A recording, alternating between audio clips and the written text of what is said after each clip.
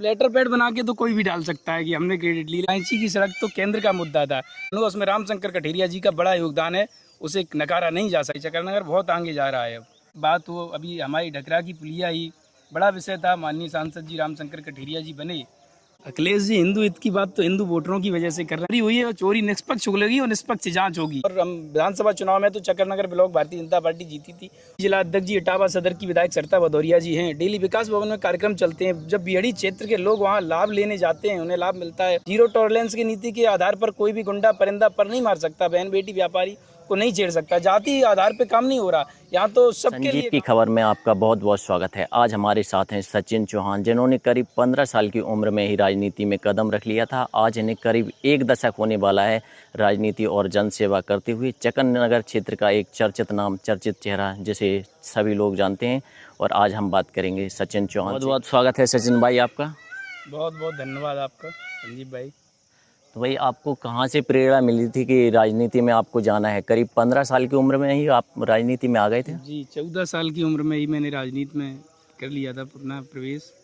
और कहीं ना कहीं माननीय नरेंद्र मोदी जी के प्रेरणा पाकर जब वो प्रधानमंत्री बने देश के, उसी समय उनकी देशभक्ति को देखकर हमने प्रेरणा ली कि समाज सेवा के माध्यम से मुझे भारतीय जनता पार्टी की राजनीति करनी चाहिए। जी, तो इसी के साथ हमारा दूसरा सवाल है कि जो आप शुरुआत में राजनीति में आए थे तो उसके बाद कुछ कठिनाइयों का सामना करना पड़ा होगा आपको। वो कौन कौन सी चुनौतियां थीं जिनका आपने सामना किया? राजनीति में उतार चढ़ाव तो लगा ही रहता है और राजनीति में हर समय कठिनाइयाँ आती रहती हैं। राजनीति में बहुत बड़ी समस्या होती है कि अपने पराये की पहचान करनी होती है। राजनीति में जो चुनौतियों का सामना करके आगे बढ़ गया वही सफल हो जाता है। तो जैसे आपको चकरनगर क्षेत्र के अलावा भी इटावा की विभिन्न जगहों पर आपको जिम्मेदारी दी गई थी और भी आपको पद दिए गए थे, उसी के साथ आपको जो बाहर के क्षेत्र जैसे इटावा को छोड़कर आप प्रदेश में कई जगहों पर गए हैं, वो आप कैसे मतलब गए हैं? कैसे आपको जिम्मेदारी दी है, किन लोगों ने, और क्या आपने पार्टी के लिए काम किया है? पार्टी के प्रदेश और क्षेत्र नेतृत्व ने मुझे कम उम्र में बड़ी जिम्मेदारी दी। मुझे दिल्ली के एमसीडी चुनाव में पार्टी ने भेजा। सुनील बंसल जी उस समय राष्ट्रीय महामंत्री थे, उन्होंने चुनाव में मुझे भेजा दिल्ली एमसीडी चुनाव में। उसके बाद पार्टी ने मुझे फतेहपुर भेजा, माननीय क्षेत्रीय अध्यक्ष जी द्वारा, प्रकाश पाल जी के द्वारा, और प्रदेश नेतृत्व ने भेजा। और पार्टी ने मुझे भिंड भी भेजा, अल्पकालीन विस्तारक जो मोदी जी की विशेष योजना थी अमित शाह जी की, उसमें मुझे 7 दिन के प्रवास के लिए भोपाल से भिंड भेजा गया। और कहीं ना कहीं पार्टी लगभग हर प्रदेशों में भेजती रहती है और पार्टी ने जो सम्मान दिया है इस उम्र में, वो मैं नहीं मानता कि पार्टी ने मुझे समय से ज़्यादा बहुत कुछ दिया है फिलहाल। जी, तो इसी के साथ एक सवाल हमारे रोहित भाई का है, जो हर बार मतलब उन्होंने कहा है जिनसे भी मैं इंटरव्यू करूं तो उनसे एक सवाल ज़रूर पूछूं कि जो अपने क्षेत्र की समस्याएं हैं वो क्या समस्याएं आपको लगती हैं और उनका किस तरीके से जो है निवारण किया जा सकता है। पहले समस्याएं आप बताइए। क्षेत्र असल में पिछली सरकारों में चकरनगर क्षेत्र पिछड़ा रहा है हमेशा से। कहीं चाहे पिछली सरकारों में हमने देखा है कि शिक्षा का बड़ा अभाव था हमारे क्षेत्र में, लेकिन फिलहाल जो सरकारी विद्यालय भी बने उन्हें भी अंग्रेजी माध्यम में कंपोजिट किया गया है। उसके बाद चाहे किसी भी व्यक्ति बात हो, अभी हमारी ढकरा की पुलिया ही बड़ा विषय था। माननीय सांसद जी रामशंकर कठेरिया जी बने, उन्होंने उसे प्राथमिकता से रखा। हालांकि पूर्व विधायक सावित्री कठेरिया जी के द्वारा उसका प्रस्ताव भेजा गया था। बड़ी बड़ी जो सड़कें हैं, जो विभिन्न, जैसे कांची जैसी सड़क है जो केंद्र का मामला था, रामशंकर कठेरिया जी ने उस समिति को बिठा के उसे भी स्वीकृत कराया। और भी कुछ सड़कें हैं, देखो जब तक गाँव सड़क से नहीं जुड़ेगा, जो गाँव जैसे कुछ गांव हैं जैसे बिरौना बाग है, तेलियन कूड़ा है, और भी कुछ गांव हैं, तो उन्हें सड़क से जोड़ने का मुख्य उद्देश्य है। और जो भी शिक्षा की समस्या है क्षेत्र में, कहीं ना कहीं उस पर भी काम किया जा रहा है। जब तक शिक्षा नहीं होगी तब तक क्षेत्र का विकास नहीं होगा। जो लोग ये कहते हैं कि अब चकरनगर पिछड़ा है, चकरनगर तो अब पिछड़ा नहीं है, लेकिन जो चकरनगर को पिछड़ा कहती हैं वो खुद पिछड़ गए। चकरनगर बहुत आगे जा रहा है अब। जी, लेकिन एक बात मैं कहना चाहूँगा, जो कांची वाली बात आप कर रहे हैं, लेकिन वो तो विधायक जी कह रहे हैं कि हमने पास करवाई है वो रोड। ऐसा कांची की सड़क तो केंद्र का मुद्दा था, क्योंकि जब वन विभाग और सेंचुरी की बात आती है तो वो केंद्र में चला जाता है मुद्दा।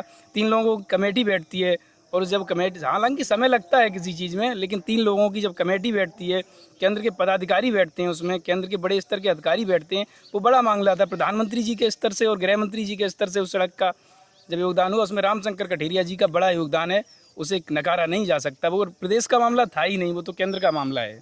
अच्छा, तो ये क्रेडिट लेने वाली बात जो उन्होंने की थी वो गलत ही है उनकी। जो अब लेटर पैड बना के तो कोई भी डाल सकता है कि हमने क्रेडिट ली, लेकिन मामला तो केंद्र का था, वो प्रदेश का तो था नहीं। जब सपा की सरकार थी, दो मुख्यमंत्री रहे, तब आपने क्यों नहीं बना दी कांची की रूट? ये तो पिछड़ा नहीं था, आपने सैफई में तो जगह जगह सड़कें डाल दी। ये तो जी, ये ये कोई बात नहीं आपकी है। बात सही है। जो समस्याएं हमने पूछी थी, तो मेन समस्याएं अभी भी वही हैं, सड़कों की। मेन चीज़ है सड़क। अभी भी कई ऐसे गांव हैं जो अभी भी पिछड़े हुए हैं, सड़क से नहीं जुड़े हुए हैं। जैसे बारिश का सीज़न शुरू हो गया, तो अभी भी हम कई गाँवों में जाएंगे तो देखेंगे वहाँ गाँव में पहुँचना काफ़ी मुश्किल हो जाएगा, पहुँच ही नहीं पाएंगे अगर जिस दिन बारिश हो गई तो। और इसी के साथ जो क्षेत्र की राजनीति है चक्कर नगर से, तो ब्लॉक प्रमुखी के बारे में आप क्या कहना चाहेंगे? इस बार कौन कौन मैदान में आ सकता है भारतीय पहले जनता तो पार्टी से? परिसीमन होना चाहिए, उस पे से बाद में बात होगी। अच्छा। पहले आरक्षण तय हो कि किस वर्ग की सीट आनी है, और आएगी निश्चित ही भारतीय जनता पार्टी का कोई कार्यकर्ता इस बार फिर प्रमुख बन के आएगा। जैसे कि राकेश यादव जी के रूप में उनकी पत्नी राधा देवी। राकेश यादव जी बहुत साधारण कार्यकर्ता थे। 2015 में उन्होंने भारतीय जनता पार्टी ज्वाइन की और वो जिला पंचायत का टिकट मांग रहे थे, तो उन्हें टिकट नहीं मिला, भावुक थे। हम लोगों ने कहा भैया टिकट तो मिल ही जाएगा, क्योंकि एक आगे टिकट मिल जाएगा। एक साधारण कार्यकर्ता उस समय भी चुनाव लड़ रहा था। जैसे भारतीय जनता पार्टी ने निषाद समाज की एक बेटी को जिला पंचायत सदस्य बनाकर भेजा था। पूरे प्रदेश में पूरे जिले में हम एक सीट जीते थे उस समय, और आरती निषाद के रूप में। लेकिन कुछ कारणों बस वो भी दल छोड़ गए। लेकिन निषाद समाज ने भी उन्हें नकार दिया कि जब वो प्रधानी का चुनाव लड़े तो उन्हें 20 वोट नहीं मिल पाए। राकेश यादव जी आज ब्लॉक प्रमुख हैं, उनकी पत्नी। ऐसे ही कोई भारतीय जनता पार्टी का कार्यकर्ता निश्चित ब्लॉक प्रमुख बनेगा। जी, इसी के साथ हम पूछना चाहेंगे चक्कर नगर द्वितीय जो हनुमंतपुरा वाला क्षेत्र है, उसमें जिला पंचायत सदस्य शायद अभी तक मेरी नज़र में 2-3 पंचवर्षीय में देख चुका हूँ, तो जिला पंचायत सदस्य कहीं ना कहीं काफ़ी पीछे रह जाता है, तीसरे चौथे नंबर पर पहुँच जाता है। तो इसके बारे में क्या कहेंगे? क्या भारतीय जनता पार्टी का वोट भी है, या फिर देखिए जो हवा है सिर्फ वही है, या फिर जो वोट है वो कन्वर्ट नहीं हो पाता है जिला पंचायत सदस्य के? ऐसा भारतीय जनता पार्टी का लगातार भारतीय जनता पार्टी चक्कर नगर ब्लॉक जीतती जा रही है, और कहीं ना कहीं कुछ निजी कारण रहते हैं। और कहीं ना कहीं इस बार हम दोनों जिला पंचायत जीतेंगे, चाहे प्रथम की बात करें चाहे द्वितीय की। परसीमन होने पर जैसे ही भारतीय जनता पार्टी के किसी कार्यकर्ता को चुनाव लड़ाया जाएगा, निश्चित रूप से हम जिला पंचायत का चुनाव दोनों सीटें। अभी माइक आप ही पकड़िए, एक माइक मैंने लगा लिया है सचिन भाई, क्योंकि मोबाइल में कुछ सवाल हैं जो हम आपसे पूछने वाले हैं। तो पहला एक और सवाल हमारा है, अगला सवाल। अखिलेश जी फिलहाल हिंदू हित की बात कर रहे हैं, इसके बारे में आप क्या कहना चाहेंगे? अखिलेश जी हिंदू हित की बात तो हिंदू वोटरों की वजह से कर रहे हैं, क्योंकि 80% प्रदेश में हिंदू आज योगी आदित्यनाथ जी के साथ है। उन्होंने हिंदुओं को भी जाति में बांटने का काम किया, लेकिन हिंदू समझ चुका है उनकी रणनीति। मुलायम सिंह जी ने ऑन रिकॉर्ड संसद में कहा है, राम गोपाल जी ने ऑन रिकॉर्ड संसद में कहा है कि मुझे राम भक्तों और कार सेवकों पर गोली चलाने पर कोई फक्र नहीं है। राम चोरी के बारे में, राम मंदिर चोरी के बारे में घर में छोटी मोटी घटनाएं लगी रहती हैं। चोरी हुई है और चोरी निष्पक्ष होगी और निष्पक्ष जांच होगी। योगी आदित्यनाथ की सरकार में बच नहीं सकता कोई भी। नहीं, सुनने में तो आ रहा है जो छोटे छोटे कार्यकर्ता हैं, मोहरे हैं, उनको मतलब पकड़ा जा रहा है। छोटे छोटे मोहरे कोई छोटा ही विषय था, लेकिन उसे प्रोपोगंडा दिखाया गया। जो अखिलेश जी ने कहा था कि रामचरितमानस चोरी हो गई और काकभूषण जी चले गए, वो तो ऑन रिकॉर्ड कोषाध्यक्ष जी ने दिखाए है ना। जी, तो इसी के साथ है जो दतिया वाली सीट है उसका मुद्दा चल रहा है, नरोत्तम मिश्रा जी वाला, वो उसके बारे में आप क्या कहना मिश्रा जी चाहेंगे? भारतीय जनता पार्टी के वरिष्ठ नेता हैं, गृह मंत्री भी रहे हैं, कई मंत्रालय उनके पास रहे हैं। उन्होंने बड़प्पन दिखाकर आशुतोष तिवारी जी का समर्थन किया है, और बहुत नरोत्तम मिश्रा जी सीनियर लीडर हैं। कहीं ना कहीं पार्टी उन्हें एडजस्ट जरूर करेगी। जी, इसी के साथ अगला सवाल है, लोकसभा इलेक्शन 2024 में इतनी सीटें कम क्यों हो गई थी? निजी कुछ कारण रहा, विपक्ष अपनी अफवाहें फैलाने में कामयाब रहा। उन्होंने जो अफवाहें फैलाई वो कामयाब हो गए। निजी आपसी कुछ वजह रही, पार्टी के अंदर की जो अंदरूनी कलह रही वो कहीं ना कहीं बड़े स्तर पर देखने को मिली, और कहीं ना कहीं उसमें सुधार किया जाएगा आगामी चुनावों में। जी, तो आगामी चुनाव विधानसभा का है, शायद जिला पंचायत वाला जो जिला पंचायत चुनाव हैं वो तो शायद होने नहीं वाले अभी। तो आगामी चुनाव विधानसभा के होंगे 2027 में, तो योगी सरकार जो है चुनाव लड़ेगी 2027 में। उसके बारे में आपका क्या कहना है? क्या रणनीति रहेगी चक्कर नगर क्षेत्र में? पार्टी माननीय योगी आदित्यनाथ जी के नेतृत्व में हम 2027 का चुनाव लड़ेंगे, और निश्चित ही 3 से प्लस जा रहे हैं। योगी आदित्यनाथ जी प्रत्येक दिन 1 से 2 जनपदों का दौरा कर रहे हैं। चक्कर नगर क्षेत्रों में हम पिछली लोकसभा चुनाव में भी चक्कर नगर ब्लॉक थोड़े ही मार्जिन से हार गए थे, और हम विधानसभा चुनाव में तो चक्कर नगर ब्लॉक भारतीय जनता पार्टी जीती थी, और फिर निश्चित ही चक्कर नगर ब्लॉक हम लोग जीतेंगे। सभी कार्यकर्ताओं की दम पर माननीय जिलाध्यक्ष जी के नेतृत्व में इटावा में इस बार बढ़िया करने का भाजपा अन्नू गुप्ता जी के नेतृत्व में अच्छा करेगी।